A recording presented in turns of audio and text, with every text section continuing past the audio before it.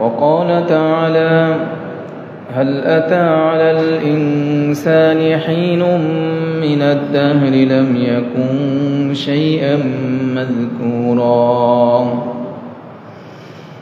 وقال تعالى: الذي خلق الموت والحياة ليبلوكم أيكم أحسن عملا. وقال تعالى: فمن زحزح عن النار وأدخل الجنة فقد فاز. وقال رسول الله صلى الله عليه وسلم: كفى بالموت واعظا. صدق الله مولانا العظيم وصدق رسوله النبي الكريم، ونحن على ذلك لمن الشاهدين والشاكرين، والحمد لله رب العالمين। الحمد لله।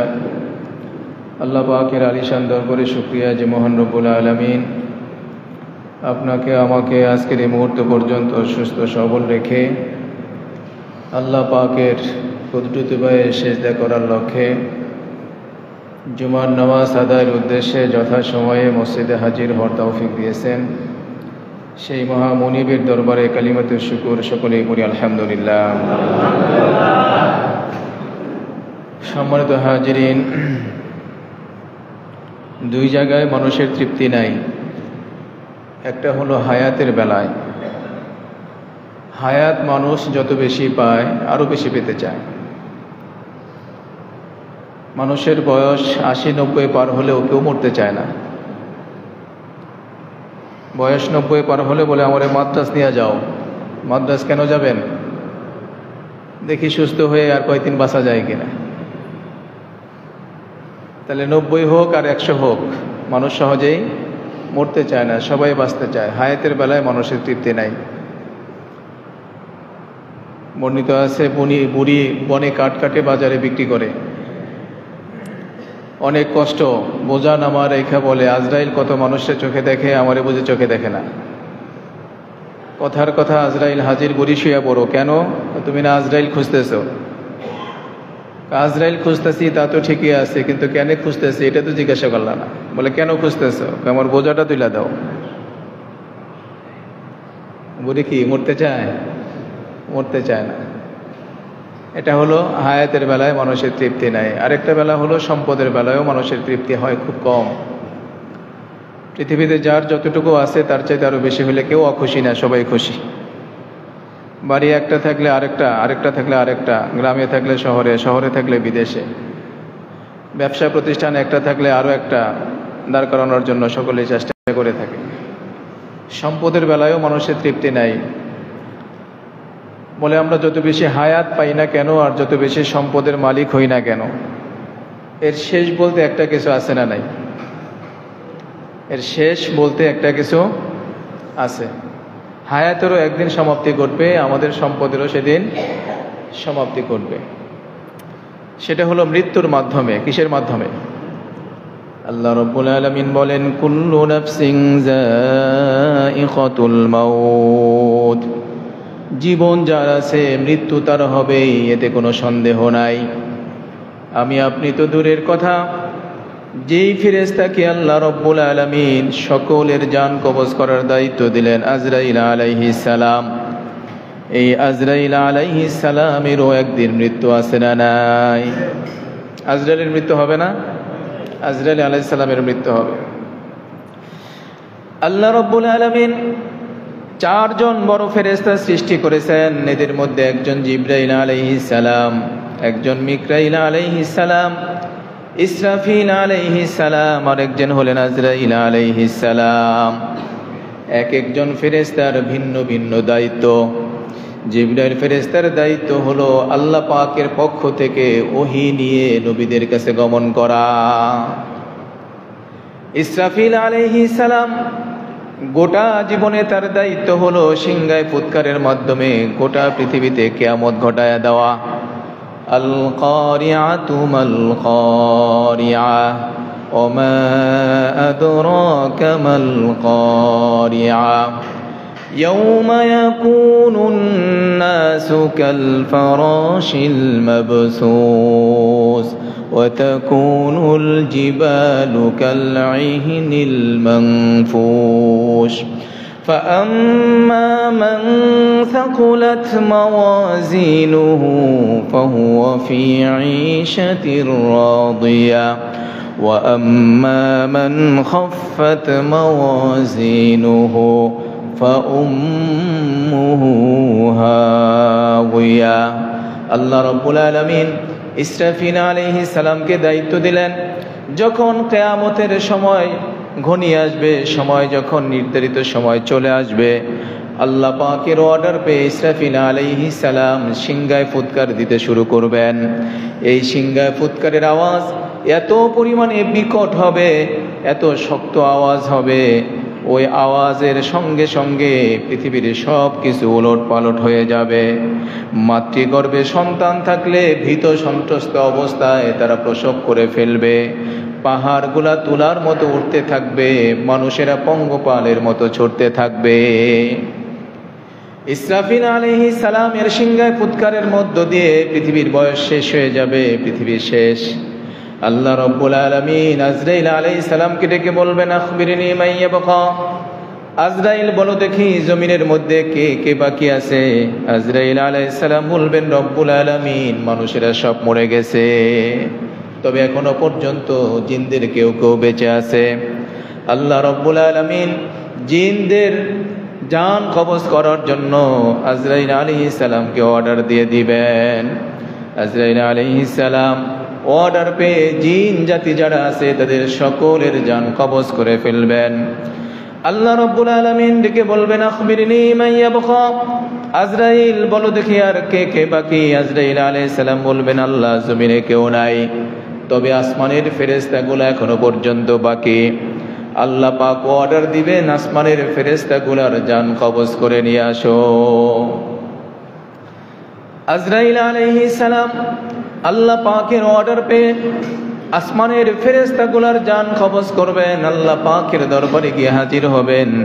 আল্লাহ পাক ডেকে বলবেন আখবিরনি মান ইয়াবকা। আজরাইল বলো আর কে বাকি। আজরাইল আলাইহিস সালাম বলবেন রব্বুল আলামিন মানুষেরা বেঁচে নাই, জিনেরাও বেঁচে নাই, আসমানের ফেরেশতাদের জানও কবজ করা হয়ে গেছে, তবে 4 জন ফেরেশতা এখনো বাকি। কয়জন ফেরেশতা? জিবরাইল, মিকরাইল, ইসরাফিল। আমি তোমার হুকুমের গোলাম আজরাইল, আমরা 4 জন ছাড়া কোথাও আর কেউ নাই। আল্লাহ রাব্বুল আলামিন ডেকে বলবেন আজরাইল তুমি ব্যতীত বাকি আরো 3 জন ফেরেশতার জান কবজ করে নিয়ে আসো। আজরাইল আলাইহিস সালাম অর্ডার পেয়ে জিবরাইল ফেরেশতার জান কবজ করবেন, মিকরাইল, ইসরাফিল আলাইহিমুস সালাম তাদের জান কবজ করে আল্লাহ পাকের দরবারে উপস্থিত হবেন। আল্লাহ রাব্বুল আলামিন ডেকে বলবেন আজরাইল বলো আর কে আছে। আজরাইল আলাইহিস সালাম বলবেন রব্বুল আলামিন আসমান জমিনের মালিক আপনি ছাড়া, আমি আপনার হুকুমের গোলাম ছাড়া আর কোথাও কেউ বাকি নাই। একটা সময় হবে কিন্তু এরকম, আজকে আমরা যে পৃথিবী নিয়ে ব্যস্ত, এই পৃথিবী একসময় এরকম থাকবে না। আজকে আমরা যত বন্ধু বান্ধব আত্মীয় স্বজন নিয়ে ব্যস্ত আছি, এই ব্যস্ততা একদিন আমাদের শেষ হবে, থাকবে না। সব কিছুর পরিবর্তন হবে, সেদিন থাকবেন শুধুমাত্র আল্লাহ রাব্বুল আলামিন। তো আজরাইলের কথার পরে আল্লাহ পাক ডেকে বলবেন আজরাইল তুমি বাকি আছো, আর কেউ নাই। বলে না আর কেউ নাই। আল্লাহ পাক ডেকে বলবেন আজরাইল এবার তোমার পালা, তুমিও মরে যাও। এই কথা শোনার পরে আজরাইল আলাইহিস সালামের শরীরের মধ্যে কম্পন শুরু হয়ে যাবে। বিনয়ের সঙ্গে ডেকে বললেন রব্বুল আলামিন সকলের জান কবজ করলাম আমি, আমার কেন জান কবজ করা লাগবে, আমার কেন মরা লাগবে? আল্লাহ পাক ডেকে বলবেন কুল্লু নাফসিন যায়িকাতুল মাউত। আজরাইল জীবন যার আছে মৃত্যু তার হবেই, এতে কোনো সন্দেহ নাই। তোমাকে আমি জীবন দান করেছি, এই জন্য তোমাকেও মৃত্যুবরণ করা লাগবে। আজরাইল আলাইহিস সালাম আল্লাহ পাকের অর্ডার পাওয়ার পরে জান্নাত জাহান্নামের মাঝখানে আরাফ নামক একটা জায়গায় এসে বিকট এক চিৎকার দিয়ে তিনি মারা যাবেন। মুফাসসিরিনে কেরাম লেখেন আজরাইল আলাইহিস সালামের সেদিনের সেই বিকট চিৎকারের আওয়াজ যদি পৃথিবীর মানুষেরা জীবিত থাকতো আর যদি শুনতো, তাহলে সিংহায় ফুৎকার দেওয়ার প্রয়োজন হতো না। আজরাইল আলাইহিস সালামের বিকট চিৎকারের মধ্য দিয়েই মানুষের প্রাণ বের হয়ে যেত। আজরাইল আলাইহিস সালামও শেষ, এবার জমিনেও কেউ নাই, আসমানেও কেউ নাই। আল্লাহ রাব্বুল আলামিন সেদিন ডেকে বলবেন, আইনাল জাব্বারুন আইনাল মুতাকাব্বিরুন, কোথায় পৃথিবীর রাজা বাদশাহ, কোথায় পৃথিবীর ক্ষমতাধর শক্তিধর, কোথায় পৃথিবীর বুদ্ধিজীবী, কোথায় পৃথিবীর সম্পদশালী, আমার সামনে দাঁড়াও। কিন্তু সেদিন আল্লাহ পাকের সামনে দাঁড়াবার মতো কোথাও কেউ বাকি থাকবে না। আল্লাহ পাক ডেকে বলবেন, লিমানিল মুলকুল ইয়াউমা লিল্লাহিল ওয়াহিদিল কাহ্হার, আজকের রাজত্ব একমাত্র আমি আল্লাহ রাব্বুল আলামিনের জন্য। রাজত্ব কার জন্য বলেন? একমাত্র আল্লাহ পাকের জন্য। অন্য আয়াতে কারিমার মধ্যে আল্লাহ পাক বলেন, কুল্লু মান আলাইহা ফানিউ ওয়া ইয়াবকা ওয়াজহু রাব্বিকা যুল জালালি ওয়াল ইকরাম, সব কিছু ধ্বংস হয়ে যাবে, সব কিছু অস্তিত্বহীন হয়ে যাবে, বাকি থাকবো শুধুমাত্র আমি। আমার রাজত্বের মধ্যে অংশীদারিত্ব আমি মোটেও পছন্দ করি না। তাহলে বলেন, মৃত্যু আমাদের থেকে খুব দূরে না খুব কাছে? আমরা তো মনে করতেছি মৃত্যু অনেক দূরে। একই গাড়িতে দুইজন আসতেছে পাশাপাশি সিটে বসে, গাড়ি অ্যাক্সিডেন্ট হলো, পাশের সিটের একজন মারা গেল, আর একজন জীবিত ফিরে আসলো। যিনি জীবিত ফিরে আসলেন উনি মনে করতেছেন আমার তো আর আজরাইল চিনবে না, পাশের জন চলে গেল। অনুভূতি নাই আমাদের। প্রতিনিয়ত আমরা জানাজার নামাজে অংশগ্রহণ করি, আমার ভাই, আমার বন্ধু, মা বাবা, আপনজন, অনেকের কলিজার টুকরা সন্তানের লাশ কাঁধে বহন করে আমরা জানাজার খাটিয়া বহন করে জানাজার পর্যন্ত পৌঁছে, কবরস্থান পর্যন্ত পৌঁছে আমরা ভাবি যে ওনার সময় শেষ, উনি চলে গেছে, আমার তো আর সময় শেষ হয় নাই। আমার সময় কি শেষ? না, আমার সময় শেষ হয় নাই। এই ওয়াসওয়াসা আমাদেরকে মিস্টার ইবলিস দেয়, এই ধোঁকা আমাদেরকে মিস্টার ইবলিস দেয়। আসলে আমাদের মৃত্যু অনেক দূরে না, মৃত্যু খুব কাছে। সাহাবায়ে কেরামকে প্রশ্ন করা হলো, মৃত্যু থেকে তোমরা কতটুকু দূরে? কইয়া রাসূলুল্লাহ, এটা তো ভালো করে আমরা বলতে পারতেছি না, আপনি বলেন। তো কোনো সাহাবায়ে কেরাম মন্তব্য করছেন যে আমরা নামাজ পড়তেছি, নামাজের কিয়াম করতেছি, রুকুতে যেতে পারবো এতটুকু ভরসা আমাদের হায়াতের উপরে নাই। আবার কেউ বললেন যে না, সেজদা করতে পারবো এতটুকু ভরসা আমার হায়াতের উপরে নাই। নবীজি বললেন, এতটুকু তো দূরের কথা, তুমি ডান দিকে সালাম ফিরাইছো, বাম দিকে সালাম ফিরাইতে পারবা কিনা এতটুকু গ্যারান্টিও তোমার হায়াতের উপরে নাই। তাহলে মৃত্যু আমাদের কত কাছে। সম্মানিত হাজিরিন, এই যে জীবন এবং মৃত্যু, এটা কে দান করেন? আল্লাহ পাক দান করেন। আমাদেরকে সৃষ্টি করেছেন কে? আল্লাহ। আবার আমাদেরকে মৃত্যু দিবেন কে? তাহলে আমাদের হায়াতের গাড়িটা চলতেছে কার ইশারায়? আল্লাহ পাকের ইশারায়। সম্মানিত হাজিরিন, জীবন এবং মৃত্যু আল্লাহ কেন সৃষ্টি করলেন, কেন মানুষকে জীবন দিলেন, আবার কেন মানুষকে আল্লাহ তাআলা মৃত্যু দিবেন, এই বিষয়টাও আল্লাহ তাআলা কোরআনে কারীমের মধ্যে উল্লেখ করছেন।